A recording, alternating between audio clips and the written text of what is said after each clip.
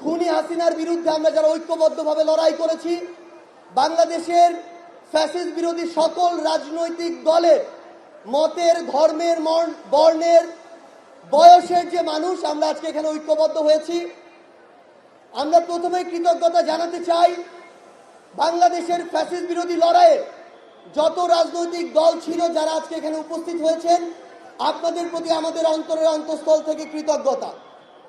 আমরা শুধু আপনাদেরকে একটা কথাই বলি, একটা অনুরোধ করি, আমরা বিশ্বাস করি যদি ওই 5 অগাস্টে খুনি হাসিনা জান নিয়ে পালিয়ে যাওয়ার পরে আমরা এই বাংলাদেশ নিয়ে যে স্বপ্নগুলো দেখেছিলাম সেগুলো আমরা বাস্তবায়ন করতে চাই, তাহলে আমাদের এই রাজনৈতিক দলগুলোকে ঐক্যবদ্ধভাবে কাজ করতে হবে।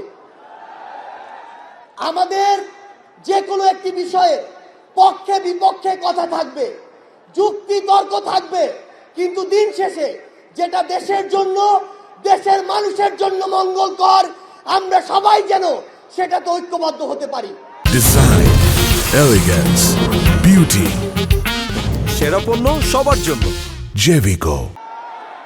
আমরা বিশ্বাস করি আমাদের এই রাজনৈতিক দলগুলোর মধ্যে যদি এই মিউচুয়াল রেসপেক্টটা থাকে, আগামীর বাংলাদেশ হবে অপ্রতিরোধ্য বাংলাদেশ। আমরা আপনাদেরকে অনুরোধ করি বাংলাদেশের সরকারি যত কর্মকর্তা কর্মচারী আছে তারা যেন আর তাদের দায়িত্ব পালন বাদ দিয়ে তোষামোদির রাজনীতিতে লিপ্ত না হয়।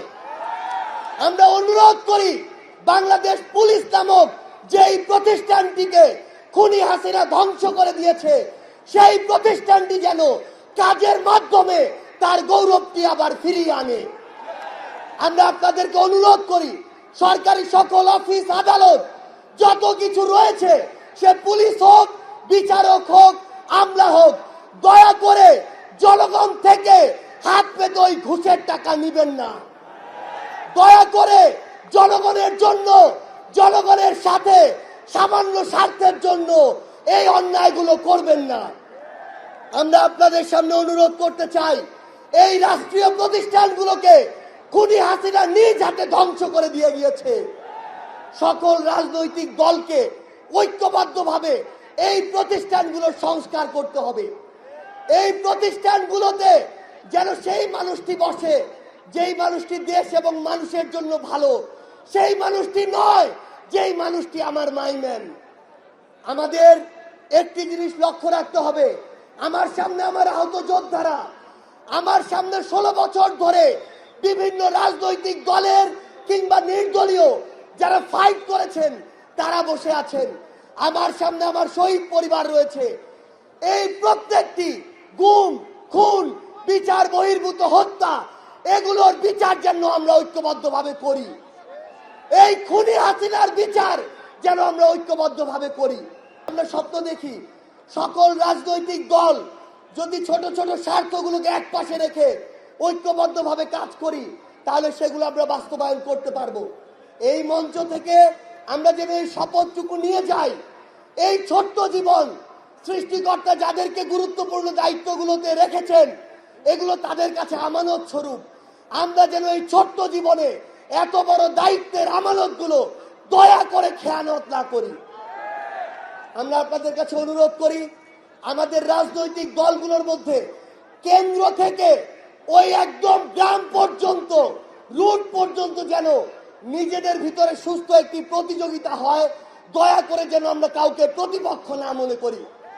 আমরা যদি যারা বড় রাজনৈতিক দল রয়েছি ছোটদেরকে ধীরে ধীরে সামনে এগিয়ে যেতে না দেই, তাহলে আমাদের মধ্যে ধীরে ধীরে এমন একটি মানসিকতা আসবে যেই মানসিকতা হয়তো আমাদেরকে ধীরে ধীরে একটি স্বৈরাচারী আচরণের দিকে নিয়ে যেতে পারে।